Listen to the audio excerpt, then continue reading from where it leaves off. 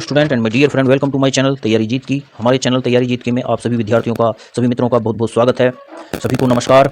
आज English grammar का फिर से एक टॉपिक हम लेकर आए हैं। इससे पहले हमने इंग्लिश ग्रामर के टॉपिक पार्ट्स ऑफ स्पीच के बारे में पढ़ा था और उसके सही सारे पार्ट्स के बारे में हमने डेफिनेशन और एग्जाम्पल के बारे में पढ़ा था। आज हम सारे पार्ट्स ऑफ स्पीच को वन बाय वन करके एक्सप्लेन करेंगे और उनमें से आज हम एक पार्ट्स ऑफ स्पीच की बात करेंगे जो सबसे पहले नंबर का हम रखते हैं, जिसको नाउन हम नाउन के नाम से जानते हैं। तो सबसे पहले नाउन की हम डेफिनेशन देखेंगे, उसके बाद हम उसके टाइप्स के बारे में देखेंगे कितने प्रकार का नाउन होता है। तो सबसे पहले नाउन का डेफिनेशन क्या है? किसी व्यक्ति स्थानीय वस्तु के नाम को संज्ञा कहते हैं। संज्ञा, ये संज्ञा है।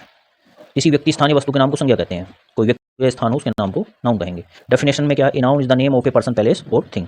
कि नाउन किसका नाम है? नाउन किसी पर्सन का नाम है, व्यक्ति का नाम है, या फिर किसी वस्तु का नाम है, या फिर किसी स्थान का नाम वो नाउन होता है। एग्जाम्पल में बुक जैसे किताब वस्तु है, ट्री पेड़ भी आपका एक वस्तु ही है, और लव प्रेम ऑनेस्टी ये सारी चीज़ें वो नाउन के अंतर्गत आती हैं। For example your pen is red, तो यहाँ पर पेन कलम, कलम क्या है? कलम एक वस्तु है, इसलिए कलम यहाँ पर नाउन है। दूसरे एग्जाम्पल में gold is a costly metal, तो यहाँ पर गोल्ड जो सोना है, सोना क्या है? एक वस्तु होता है, इसलिए यहाँ पर जो गोल्ड है वो आपका एक नाउन है। अब देखते हैं काइंड्स के बारे में। तो नाउन के कितने काइंड्स हैं? नाउन के 5 काइंड्स हैं नाउन के। तो सबको पहले हम उसके नाम से यहाँ जानेंगे, उसके बाद सारे नाउन्स के जितने भी काइंड्स हैं उनकी वन बाय वन करके डेफिनेशन जानेंगे और किस प्रकार से हम उसकी पहचान करेंगे उसके बारे में जानेंगे। तो सबसे पहले 5 प्रकार कॉमन नाउन। सबसे पहले कॉमन नाउन उसको कहते हैं जातिवाचक संज्ञा।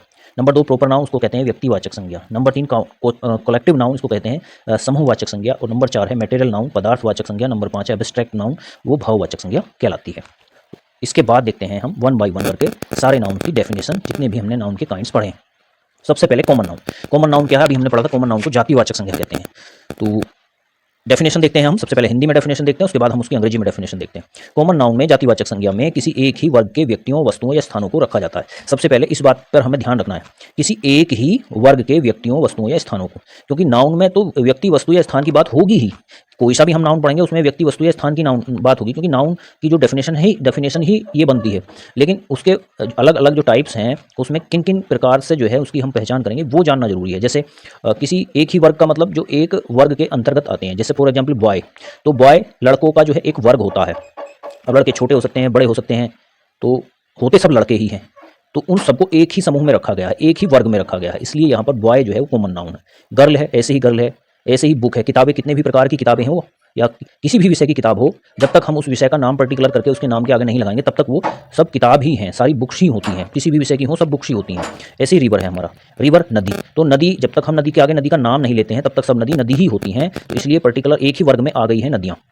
टाउन शहर, टीचर अध्यापक, सारे अध्यापक ही हैं। अध्यापक एक ही वर्ग के अंतर्गत आते हैं। अध्यापकों का एक वर्ग हो गया जब तक उनके आगे कोई विशेष तौर पर कोई नाम नहीं लगाया जाता है। तो इस तरह से ये एग्जाम्पल आपके कॉमन नाउन के एग्जाम्पल होते हैं। डेफिनेशन देखेंगे, एक common noun is the name by which some person और thing of the same kind is referred. Common noun वह है जो किसी एक ही प्रकार के व्यक्तियों, वस्तुओं और स्थानों को इंगित करता है। तो इस तरह से ये डेफिनेशन बन जाती है अंग्रेजी की कॉमन नाउन की। नेक्स्ट देखते हैं हम प्रॉपर नाउन। प्रॉपर नाउन को कहते हैं व्यक्तिवाचक संज्ञा।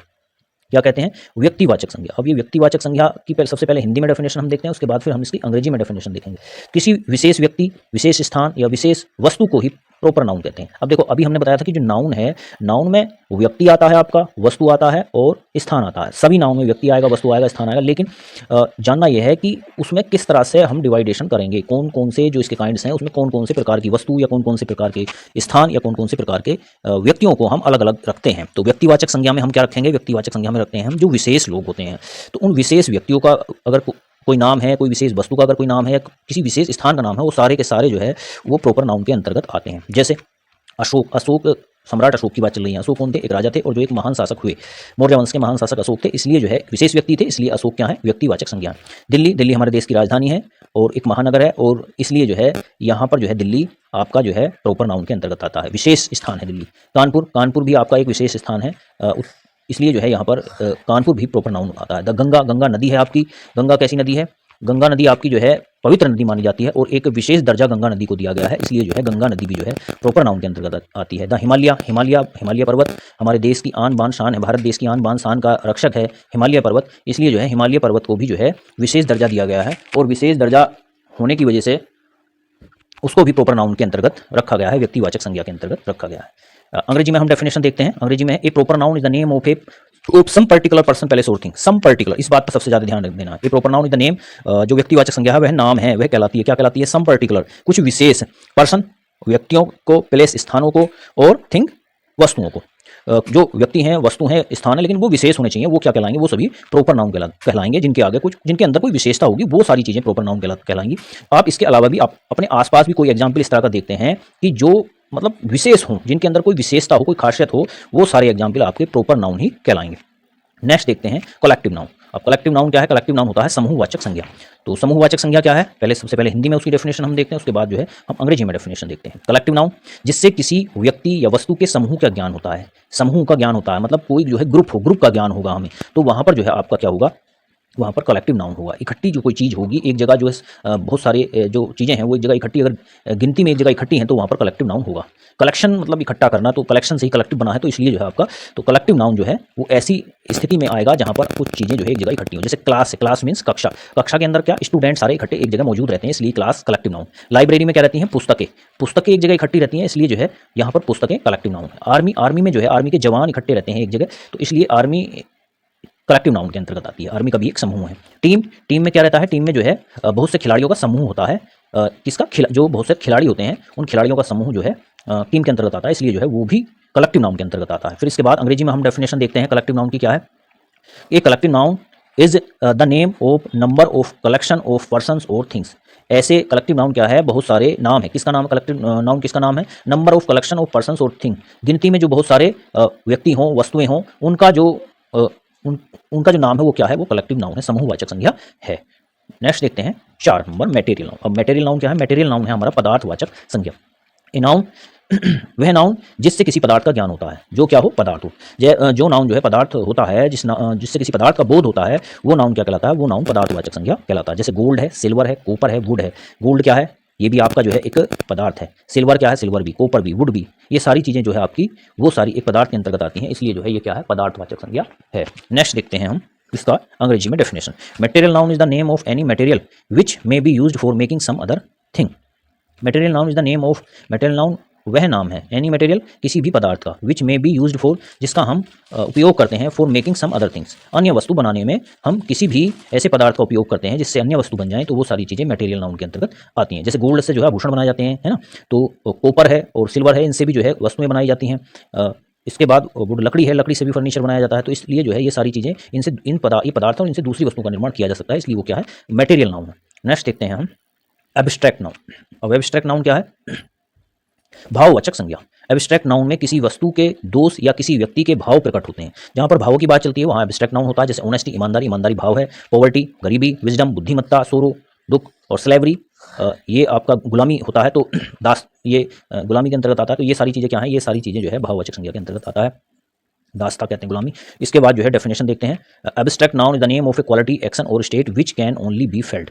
एब्स्ट्रैक्ट नाउन या भाववाचक संज्ञा वह संज्ञा है जिससे जो है भाववाचक संज्ञा वह संज्ञा होती है, क्या? द नेम वह संज्ञा होती है, वह नाम होता है जिसमें क्वालिटी गुण की बात चल रही हो, एक्शन कार्य की बात चल रही हो, स्टेट स्थिति की बात चल रही हो, विच कैन ओनली बी फेल्ट जो केवल महसूस की जा सकती है। अगर किसी गुण की बात चल रही हो, अगर किसी कार्य की बात चल रही हो, या किसी स्थिति की ऐसी की बात चल रही हो जिसको हम देख नहीं सकते, केवल महसूस कर सकते हैं, तो ऐसी स्थिति में वो क्या कहलाती है? भाववाचक संज्ञा कहलाती है।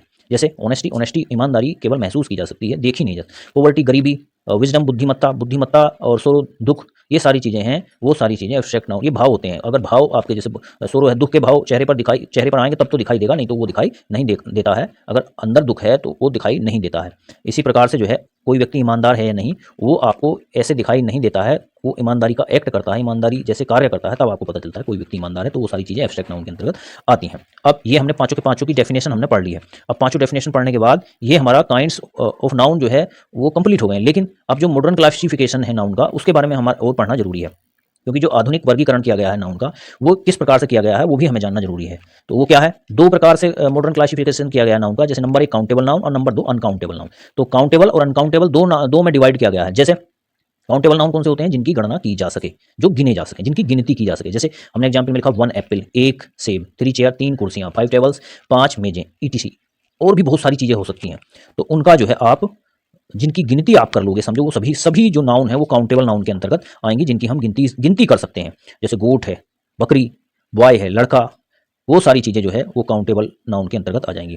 लेकिन अब अगर हम बात करते हैं अनकाउंटेबल नाउन की, तो अनकाउंटेबल नाउन क्या है? अनकाउंटेबल नाउन आपका जो है ये होता है जो गिना ना जा सके, जिसकी गिनती ना की जा सके, वो सभी अनकाउंटेबल नाउन होता है। जैसे हमारा जिसकी गणना ना की जा सके वो सभी अनकाउंटेबल नाउन होते हैं। जैसे मिल्क है, मिल्क को गिना नहीं जा सकता, उसको मापा जाएगा। वाटर है, पानी है, हेयर है, ग्रास है, इनकी गिनती नहीं की जाएगी, इनको मापा जा सकता है, इनका परिमाण मापा जाता है, इनकी कोई गिनती नहीं की जा सकती, इसलिए ये अनकाउंटेबल नाउन के अंतर्गत आते हैं। जैसे अब्स्ट्रैक्ट नाउन होता है हमारा, अब्स्ट्रैक्ट, तो अब्स्ट्रैक्ट नाउन भी हमारा किसके अंतर्गत आएगा? अनकाउंटेबल नाउन के अंतर्गत ही हमारा अब्स्ट्रैक्ट नाउन भी आता है। जैसे ऊपर की बात करते हैं काउंटेबल नाउन में, तो काउंटेबल नाउन में हमारा जैसे सिंगुलर सिंगुलर नंबर और प्लूरल नंबर भी काउंटेबल और अनकाउंटेबल के अंतर्गत ही आते हैं। हमारे दोनों नंबर जो है काउंटेबल और अनकाउंटेबल नाउन के अंतर्गत आते हैं। तो इस चीज़ को जो है हमें ध्यान से देखना है। और इसके बाद जो है जो पार्ट्स ऑफ स्पीच का जो छोटा सिलेबस था उसके हिसाब से, जो छोटा एक्सप्लेनेशन है उसके हिसाब से ये चीज़ें हमने डेफिनेशन एक्सप्लेन कर दी है। बहुत ज़्यादा डीपली करके हमने उसको जो है एक्सप्लेन नहीं किया है, क्योंकि जो 6 to 8 जो स्टूडेंट होते हैं उनके सिलेबस में इतना ही होता है, बहुत ज़्यादा उसको एक्सप्लेन करने की आवश्यकता नहीं होती है। तो आप जो है इसको देखते रहिए और हमारा चैनल तैयारी जीत की आप शेयर करते रहिए।